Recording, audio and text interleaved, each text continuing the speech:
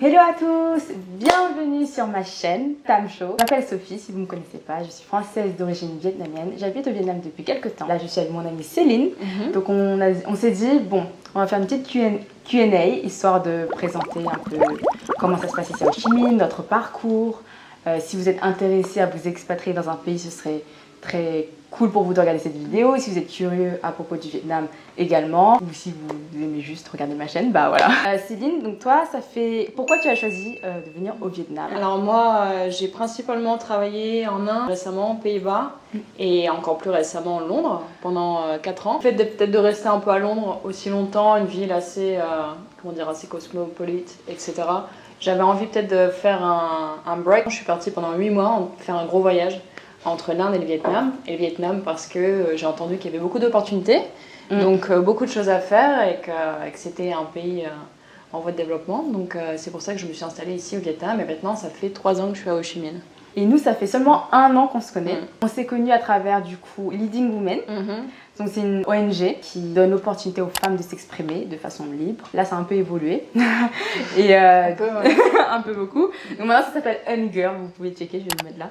Et donc on faisait des soirées une fois par mois où on invitait les femmes à s'exprimer dans un espace de confiance où elles pouvaient parler de plusieurs sujets. C'était super intéressant, je trouvais, de bosser sur des soirées comme ça, ou inviter des Vietnamiennes justement qui sont peut-être un peu timides et qui souhaitent s'exprimer sur des sujets qu'elles aiment. Ça peut être le harcèlement, ça peut être le sexe. Oui, il y avait plein de sujets tabous et il y avait plein de filles qui se sont révélées, dont une, je me rappelle, c'était super émouvant, tout le monde a pleuré parce qu'en final, elle avait dévoilé, elle avait confessé qu'elle s'était fait toucher par un membre de sa famille et que ça lui est revenu en fait. Elle a commencé à pleurer, c'était la première fois de sa vie qu'elle le disait, même à son mari elle ne l'avait pas dit. C'était ouf et c'est trop bien de voir ça, les évolutions, comment ça peut pousser les gens à faire des choses au final, tu vois. Et donc toi, pourquoi t'es venue ici si tu peux nous en dire un peu plus? Pour mes non-amis, pour ceux qui ne me connaissent pas, pendant mes études en école de commerce, j'ai fait un stage à Hanoï premièrement en agence de voyage et ensuite j'avais tellement aimé que je me suis dit ok, je sais que je vais pas travailler en France, je vais juste finir mes études.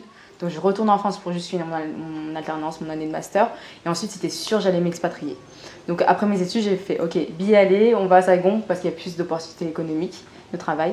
Et c'est comme ça que je me suis essayée. Ça fait 3 ans, j'ai travaillé dans plusieurs boîtes et tout, mais je me suis jamais sentie heureuse. C'est pour ça que j'ai lancé cette chaîne et j'essaie de me trouver à travers cette chaîne. Au niveau du boulot ici, comment se passe en général ta recherche de travail? Est-ce que tu t'es plu dans les boulots que tu as fait? Je pourrais dire ici que c'est quand même assez gros challenge de venir ici. Si vous avez des connexions avant de venir, c'est toujours bien. Mais au final, ça sert pas énormément. Parce que moi, par exemple, j'avais vraiment un boulot. J'avais essayé de négocier depuis Londres dans mon milieu de recherche. J'avais fait genre 8 entretiens et au final, il n'y a pas eu d'offre. Donc ça sert, je pense, pas à grand chose d'essayer de chercher avant de venir. Et après, c'est vrai que j'ai eu un peu de chance quand même. Je pense la première année, je suis arrivée en octobre, mi-octobre, et moins de 2 mois après, j'ai eu une première offre, plusieurs offres en fait, mais une qui me plaisait vraiment pour une start-up, pour une app.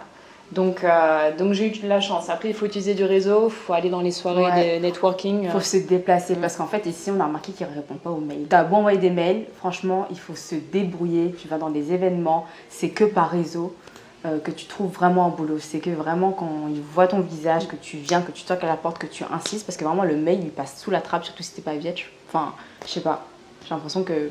C'est beaucoup du réseau, oui. Beaucoup du réseau, du networking, aller des events, encore une fois. Moi, après, celui-là, je l'ai trouvé par LinkedIn. Je trouve que LinkedIn, ça marche pas mal sur des boîtes plutôt internationales qui savent un peu l'utiliser.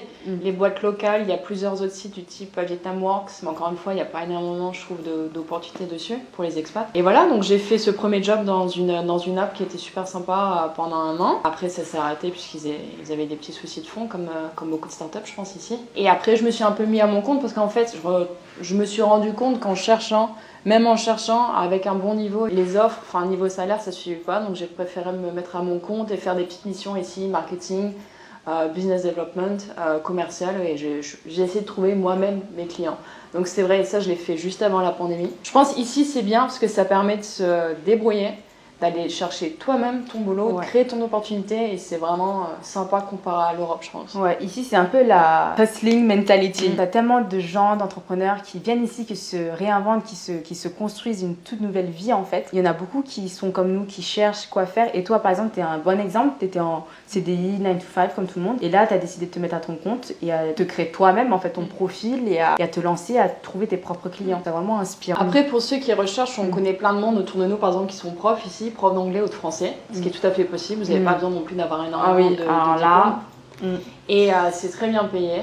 Enfin, c'est très bien payé pour le pays. Donc ça, c'est l'option vraiment facile. C'est vrai que si vous venez ici, vous avez envie de faire un break un peu, entre guillemets, avec l'Europe ou whatever, n'importe quel pays, et vous voulez venir 1 an, 2 ans, être prof, c'est possible. Après, pour les profils un peu plus marketing, business development, commercial, c'est vrai qu'être prof, je trouve c'est peut-être pas top non plus. On a envie de rester un peu dans ce qu'on aime faire. Donc j'ai trouvé que c'est quand même beaucoup plus difficile d'avoir des bons boulots dans le marketing, dans le commerce, enfin dans le milieu commercial. Ouais, avec une bonne paye quoi. Voilà. C'est difficile. Après c'est vrai que la facilité c'est que tu peux enseigner partout. Même si tu as un niveau d'anglais vraiment pas top, combien de Français qui ont un anglais niveau pas top ou même des Européens, ils enseignent et ils sont payés super bien de l'heure. C'est incroyable. J'ai aussi remarqué que si tu es asiatique, tu as plus de difficultés à trouver un travail en tant que prof. Ou alors ils vont moins te payer que par exemple si tu es européen, parce qu'ils vont plus faire confiance à quelqu'un en fait qui est blanc. Enfin, je vais dire les choses comme elles sont, tu vois. Ouais, et ça, c'est la vérité. C'est que j'ai une copine qui parle anglais fou. Elle est philippine, en plus, elle est magnifique et tout. Et pourtant, elle va être toujours moins bien payée à cause de sa couleur de peau. C'est vrai que c'est un peu choquant au début, mais après, tu te dis un peu de l'ignorance. C'est vraiment l'option super facile de trouver un boulot pour enseigner. Si vous avez l'opportunité, vous venez ici, vous n'avez pas de travail, vous pouvez toujours enseigner quelque part. C'est très facile. Après, pour trouver un boulot dans votre domaine, il faut réseauter. Il faut réseauter ou créer son propre truc. Encore une fois, c'est pas impossible puisque nous on l'a fait. Et au niveau de la vie ici, les points positifs, négatifs. Alors positif, la vie est super sympa quand même. Encore une fois, je compare beaucoup avec Londres, qui est une ville quand même assez dense et il faut toujours 1 heure, 1 heure et demie pour aller d'un point à un autre, très cher aussi. Ici, on vit très bien avec un salaire vraiment moindre. Moi je suis très foodie, j'adore goûter plein de trucs et c'est vrai qu'hier par exemple, je me suis fait un ramen japonais dans un resto super sympa dans le centre. Ça me coûte moins de 4 € ma sortie. C'est quand même très abordable si vous faites un peu attention au budget. C'est une vie vraiment sympa. Il fait beau tout le temps, environ je pense 28-30 degrés toute l'année. Clairement, on peut s'en sortir facile au Vietnam avec 800 €. Vraiment, parce que même les loyers c'est vraiment pas cher. Ça va aller, on peut trouver 500 pour un 2 chambres. 500 €, hein. 2 chambres avec piscine, gym et tout. Après je dirais les mauvais côtés comme beaucoup de gens le disent ici, pollution, c'est vrai que c'est quand même assez pollué dans le centre. Les accidents de moto peut-être. Ouais, bah voilà, là... Mes 2 genoux sont morts, enfin c'est trop moche, j'ai 2 cicatrices de fou. En fait la première année j'ai eu un vol à l'arraché, c'était comme une agression en fait, mais je savais même pas en fait, moi je pensais que c'était juste que mon sac s'était accroché au scooter tellement j'étais naïve quand je suis arrivée. Et du coup j'ai juste traversé la route après avoir été dans un bar vers 1 h du mat, mais j'étais pas du tout toute seule, j'étais avec ma cousine. En 1 seconde, j'ai rien vu passer, il y a un mec en bike, il passe, je vole et j'ai mon visage qui se râpe sur le sol. Et en fait, j'avais un sac à dos, mais j'avais qu'un côté. Donc il avait pris l'autre côté, il m'a prise en fait, vu que moi j'étais accrochée de côté, mais avec la puissance et la vitesse de la moto, la lanière s'est arrachée et c'est ça qui m'a sauvée parce que sinon il m'aurait traîné jusqu'au bout. Heureusement que ça s'est décroché et je ne sais même pas comment ça peut se décrocher parce que c'était un sac en jean. Genre vraiment j'ai eu de la chance parce qu'il m'aurait traîné jusqu'à je sais pas où en fait. Genre j'ai toutes mes dents, j'ai tous mes cheveux mais je voyais la roue en fait. Genre je traînais et du coup après j'ai fait un gros boom. Mon genou il était profond de ouf, ouvert, enfin voilà. Et deuxième accident c'était cette année en scoot. On a glissé, on était entre un scoot, une voiture. La voiture quand je me suis levée était devant moi et j'ai frôlé. Franchement, c'est jamais à Saigon être dans la rue avec son portable. On croit trop que ça arrive aux autres. Et même dans les groupes, on prévient tout le monde. Ne jamais sortir avec...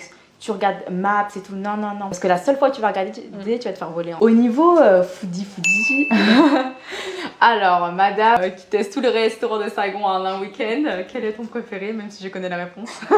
Après, mon avis, il est pas très neutre, mais je suis un peu influencée. Non, je veux dire Baba's Kitchen.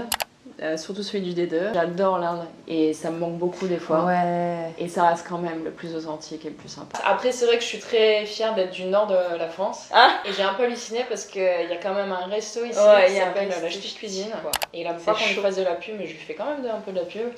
et il fait que des plats du nord de la France. Vraiment, on est à Saigon, on est au Vietnam, mais il y a de tout. Après, niveau bar et autres, j'aime bien la chaîne Quai, ça veut dire patate. Ouais. Et il y en a dans le Bintan, donc là où je suis, il y en a dans le D2, il y en a dans le D4, et c'est assez stylé. Il a pris le concept des bars, je pense, de l'Europe de l'Est. Ruine bar, un peu en ruine, et c'est super stylé. Il a plein de bières, il a plein de trucs. J'aime beaucoup l'ambiance, ouais, un peu hippie. Il y en a un qui fait franco-viet un peu, enfin viet mais avec un peu fusion. Ça s'appelle Bonbabo. En fait, il y en a tellement. Le truc, c'est que j'arrive même pas à en choisir un parce que vous pouvez manger vietnamien, japonais, plein d'italiens aussi. Italien, français, il y en a énormément. Et c'est vraiment sympa parce qu'encore une fois, il y en a vraiment pour tous les prix, tous les budgets. Et vous pouvez très bien faire des petites bouffes sympas vietnamiennes ou même européennes pour 2, 3, 4 dollars. Ou des gros brunchs avec le champagne à volonté, le fromage. Le meilleur brunch, c'est Godmother. Tu l'as fait? Non, pas encore. C'est dans le D1, t'es à Dom Roy. Allez-y. Franchement, c'est fou. Ça vient, je crois que c'est australien. Et c'est super copieux, c'est trop beau, leur style est magnifique. Franchement, ils ont tout fait, tout bien. C'est trop bon. Franchement, t'as des gros brunch, c'est trop bon. Franchement, tout est trop bon là-bas. Et sinon, même genre l'herbaniste, j'aime bien, mais c'est vrai que ça reste quand même un peu élevé. Un peu élevé quand même. Mais faut que j'y aille très bientôt. Au niveau de l'Inde, c'est vrai que j'avais un peu. Je pense que c'est le pays dont j'ai le plus peur d'aller. Parce que j'entends tellement de femmes, elles sont violées comme ça, à tous les coins de rue, ou que c'est tellement dangereux. Et donc quand les gens ils vont en Inde, moi j'admire de fou parce que je me dis waouh, c'est-à-dire qu'ils n'ont pas cette peur. Et je me dis mais comment c'était ton expérience? Alors j'ai beaucoup de demandes comme ça, surtout de la part de femmes, aussi pendant les Dig Women quand je faisais des speeches. Mais moi, pour donner un peu de contexte, je suis partie quand j'avais 21 ans. Et à cause d'un bête, en fait, d'un pari avec ma mère, qui m'a dit « Oh non, mais t'iras jamais toute seule en Inde, si t'es pas capable. » Et on a bien un peu des fois se challenger. En fait, j'ai passé des jours, même des semaines à postuler. C'était sur le Master 2, donc le stage de fin d'études. Et voilà, et puis j'avais l'offre de stage pour Delhi. J'ai pris un aller simple. Je pense qu'il faut se préparer parce que c'est quand même un choc culturel très important. Surtout si vous êtes, je pense pour les Asiatiques, ça irait peut-être mieux. Si vous êtes un peu comme moi, le cliché peau très blanche, blonde aux yeux bleus, alors là... c'est ça, ils aiment trop la blancheur, la non? star. Ouais. Il y a beaucoup d'a priori de personnes sur l'Inde, mais honnêtement, moi, je le dis à beaucoup de gens et à tous mes entretiens, de mes 10 ans d'expérience, ça reste l'expérience que j'ai préférée. C'est un endroit qui vous possède et même si ça fait 9 ans que je suis partie, moi après j'y suis tournée beaucoup de fois, ça avait toujours une surprise tous les jours, des couleurs tous les jours, des odeurs tous les jours différentes et c'est juste magnifique. Alors oui, c'est difficile. Au début, je pense, pour s'adapter, il y a une petite capacité d'adaptation à avoir. Mais si vous vous renseignez bien, vous regardez un peu des reportages, des vidéos sur YouTube, honnêtement, c'est pas si compliqué que ça. Tu t'es jamais senti en danger? Après, comme n'importe où. À Paris, une fois, j'ai dû prendre l'Eurostar Londres-Paris. Je suis arrivée un peu tard, il était tard, à 21h30.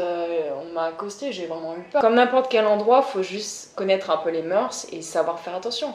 Faut pas éviter de prendre des taxis le soir toute seule, bourrée avec des tuk-tuk toute seule le soir. Il y a des petits codes à savoir et des petites astuces, donc c'est juste faut aussi éviter de chercher à se mettre en danger. Mais encore une fois, ce serait la même à Paris, ce serait la même à Londres et ici. En Inde, c'est mieux si vous habillez avec des habits qui couvrent un peu les épaules et les jambes, voilà, respecter un peu les mœurs. Je suis retournée quand même 5 fois. Si j'avais un souci, je pense pas que je passerais toutes mes vacances là-bas. Donc c'est soit vous aimez, soit vous aimez pas. Comme tout le monde le dit, il n'y a pas de juste milieu.